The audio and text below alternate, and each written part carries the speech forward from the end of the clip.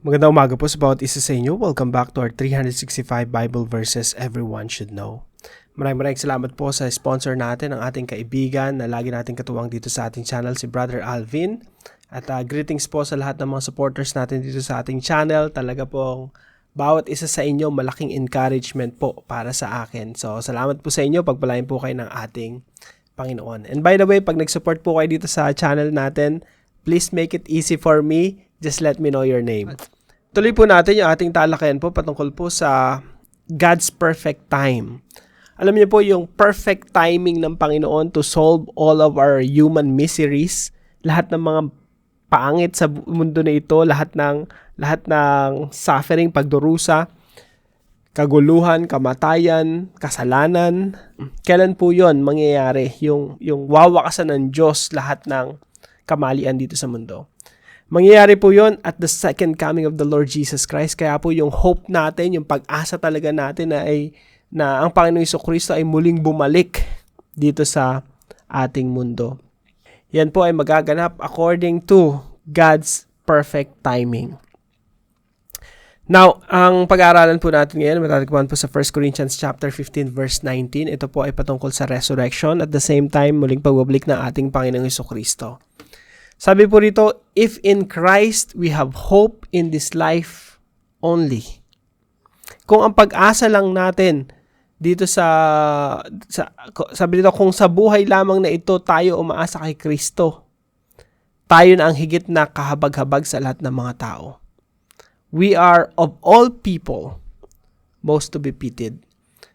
Habag-habag, kawawa tayo, mga Kristiyano, nanampalataya kay Kristo. Si Apostol Pablo, pinangaral pa si Kristo, willing mamatay para sa Panginoong Jesucristo, tapos yung pag-asa lang pala natin kay Kristo, pang hanggang mundo lang na ito. Pang temporal lang, pang maiklian lang. Yung teaching po natin ngayong umaga, ito po yung pinakauna, no? Bilisan lang natin kasi 10 points yung i-cover natin. Number 1 po, Christians can be very attached to this world. Yung mga Kristiyano po, at times, no, or in many situations, yung mga Kristiyano mabilis mas ma-attach dito sa mundo. Para bang ang buhay ay patungkol na lang dito sa mundong ito, no? Lahat ng investment natin puro na lang dito sa mundo, no? Hindi na tayo nag-invest sa eternity, sa buhay na walang hanggan. That's a tendency, that's a possibility na pwede tayong mahulog sa ganitong trap, no? Na ma-attach tayo dito sa mundo. Lahat ng investment natin, pagsusumika, pagtatrabaho, pagiging successful, lahat nakafocus lang dito sa mundo na ito. Now, Christians can be very attached to this world. Pangalawa po, ito yung pangalawa natin katuruan, there is hope beyond the grave. Ibig sabihin, mayroong buhay pa pagkatapos ng buhay natin dito sa mundo. Hindi mo kailangan mag-focus lang dito sa buhay natin na temporal, tatanda ka lang dito sa mundo. Maswerte ka na pag inabot ka ng 80, 90, at tapos mamamatay ka na, no? There is hope beyond the grave. There is life after death. Kaya po, tayo mga Kristiyano, pag nag-iisip tayo, hindi lang pang mundong ito. Ang iniisip natin, pang walang hanggan. Because there is hope beyond the grave. Now, gusto ko sana itong devotion na to magbigay din ng encouragement sa mga may malubhang karamdaman na nakikinig dito sa ating daily devotion. Sa mga may edad na nakakadanas na ng mga sakit sa katawan, iniinda na yung katandaan, I just want to encourage you, there is hope beyond being old, beyond the grave. Pag namatay na tayo, may pag-asa pa. At yung pag-asa na po na yun ay matatagpuan natin sa Panginoong Jesucristo because Jesus Christ promised, here's our third point, the second coming is God's perfect time. Jesus promised that He will come back again. And when Jesus Christ comes back at the proper time, according to God's perfect time, that is the time of redemption, the fullness of redemption, kabuuan. Ibig sabihin, pag bumalik ang Panginoong Jesucristo, talagang gagamutin niya, magiging perfect na muli yung mundo. Bakit? When Jesus Christ comes back, anong kasunod nun? Resurrection. Lahat ng nananampalataya sa Panginoong Jesucristo ay bubuhayin niya magmuli at magkakaroon sila ng bagong katawan na hindi na magkakasala, hindi na tatanda, hindi na mamamatay at hindi na mabubulok. Kailan mangyayari yon? At the second coming of the Lord Jesus Christ. At wawakasan niya na yung lahat ng kamalian dito sa mundo. The world will become perfect. So there is hope beyond the grave. Una, hindi natin kailangan masyadong ma-attach sa mundo na ito. Pangalawa, there is life after death. There is hope beyond the grave. Pangatlo, the second coming is God's perfect time. And pangapat po, we will meet our loved ones again. Yung mga nauna nang namatay, nanay ko, no? Tatay ko namatay na. Yung mga ilan sa mga mahal ko sa buhay namatay na. We will meet our loved ones again. Pagparito ng ating Panginoong Jesucristo, yung madadatnan niyang buhay, itra-transform niya. Magkakaroon ng panibagong katawan na perfect. Yung mga namatay na, bubuhayin niya mag-ulit, magkakaroon sila ng perfect na katawan. At after the resurrection, magkakaroon tayo ng grand reunion. We will see each other again. We will see one another. We will see our loved ones. Yung mga lolo natin na mananampalataya, makikita natin si David, si Abraham, si Moses, no, yung mga tauhan sa Biblia, sila Joseph, makikita natin sila, no, sila Elijah, sila Apostol Pedro, Apostol Pablo, magkakaroon tayo ng grand reunion and we will meet all believers of all time. At hindi lamang sila, kundi yung ating mga mahal sa buhay, mga nanay, tatay, kapatid na mga yumao na. Panglima po, God's solution lasts forever. Yung solusyon ng Diyos sa problema ng sangkatauhan, pang walang hanggan po. Isipin mo, meron kang karamdaman, malubhang karamdaman, matanda ka na, senior citizen, 90 years old ka na, no? May iniinda ka na talaga, alam mo, it's just a matter of time, lilisan ka na sa mundong ito. Tandaan mo yung solusyon ng Diyos sa kamatayan, solusyon ng Diyos sa panghihina ng katawan, solusyon ng Diyos dito sa pinakamatinding problema ng sangkatauhan, yung papanaw tayo. May solusyon ng Diyos dyan. Ang solusyon ng Diyos dyan pang walang hanggan. Ibig sabihin, kahit mag-pray ka na mag-pray dyan, at sinabi ng Diyos, okay, sige, kung gusto mong gumaling, 90 years old ka na, sige, pababayin ka pa yung buhay mo, 2 months, 3 months, 2 years. Diba? Mamamatay ka pa rin.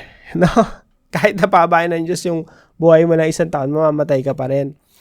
Kasi yung solusyon natin dito sa mundo, gamot, chemotherapy, pang maiklian lang na panahon yun eh.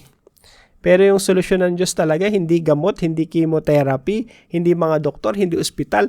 Ang solusyon ng Diyos sa problema ng sangkatauhan, resurrection, yung muling pagkabuhay. And God's solution lasts forever. Minsan po yan po yung dapat na inaantay natin instead of, relying on medicine, relying on technology, relying on science. Ang future talaga natin hope, yung future hope natin, yung solusyon ng Diyos which will last forever. Ano po yun? Resurrection. When Jesus Christ comes back, we'll resurrect from the dead. Kaya po, maganda na ituon natin yung ating mga isipan sa ganitong mga bagay. Para po, maging tayo, confident dito sa mundo na ito, courageous, matatapang. Tingnan po natin application natin. Number 1 application po natin, level up in our Christian life. Lumago tayo, let's level up. Yung buhay, hindi lang pandito. Hindi lang makapagnegosyo ka, kumita ka, makapamasyal ka, makakain ka ng masasarap, maging matagumpay ka sa karir. Level up in our Christian life. There is something larger than life. Hindi po tayo nabubuhay sa temporal, nabubuhay po tayo sa eternal. Kaya nga po, sabi sa Biblia, sino namang nananampalataya sa Panginoong Jesucristo, binubigyan ng buhay na walang hanggan. You have eternal life in Christ Jesus, and we have to think in such a way that we will live forever. No? So, point number 2 natin, application number 2, think beyond the grave. We will live forever. Kaya we can dream, we can think, we can make plans beyond the grave. No? So let's think beyond the grave. Meron pong buhay pagkatapos ng kamatayan. Pangatlo po, let's put our hope in Jesus' second coming. Ito po talaga yung pag-asa ng mga mananampalataya, ng mga Kristiyano, na ang Panginoong Jesucristo ay babalik muli dito sa lupa. Ang pag-asa natin, si Jesus babalik. No, mga kapatid? Minsan kasi parang second coming, parang hindi natin masyadong pinag-uusapan. Death, di natin masyadong pinag-uusapan. Resurrection, di natin masyadong pinag-uusapan. Para ba ang yung ginawa ng Panginoong Jesucristo parang hindi ganun ka-importante? Alam niyo po, central yan sa ating Christian life na dapat talaga pinag-uusapan natin. Minsan, mas madalas pa natin pag-usapan yung mga bagay na temporal lang. Yung mga bagay na, usual experience natin. Pero, this is something very important for Jesus. This is something very important for God. Na, kaya nga ang Panginoong Jesucristo bumaba dito sa ating mundo, namatay doon sa krus at muling nabuhay, nilibing siya sa loob ng 3 araw at muling nabuhay. Now, yung pattern na yon, yung buhay, namatay at muling nabuhay, yan ay very important in our Christian life. Sentro yan ng ating pananampalataya na hindi natin dapat, minsan nababaliwala natin, no? Mas gusto pa natin na pagtuunan ng pansin yung pang-araw-araw nating mga buhay. As if yung buhay natin hanggang dito lang sa mundo, no? Masyado tayong mga busy sa maraming mga bagay. Hindi na tayo nagiging busy sa pagkakakilala, yung pag-attempt na mas makilala pang ating Panginoong Jesucristo sa ating mga buhay. Now, let's put our hope in Jesus' second coming. Yung muling pagbabalik ng Panginoong Jesucristo, ito ay isa sa pinaka-importanting theology sa Biblia, na si Jesus babalik. Nagpunta siya rito 2,000 years ago, umakyat sa langit, nakaupo sa kanyang trono upang maghari at sinasakop niya yung mundo, paghaharian niya lahat ng mga bansa, and someday He will come back. At yung pagbabalik niya, yun na yung conclusion ng project niya. Ano yung project niya? Ayusin ang mundo. Yun yung pinaka-conclusion. Ibig sabihin, doon niya nagagawing perfect yung kanyang proyekto na isaayos ang buong nilikha. So let's put our hope in Jesus' second coming.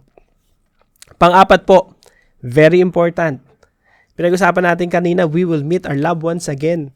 Pagbabalik ng Panginoon Jesucristo, magkakaroon ng grand reunion, ng resurrection and then grand reunion. Magkikita lahat ng mga mananampalataya. Ang problema, paano makikita yung iyong mga mahal sa buhay kung hindi naman sila tumanggap ng ebanghelyo ng Panginoong Jesucristo? Diba? Parang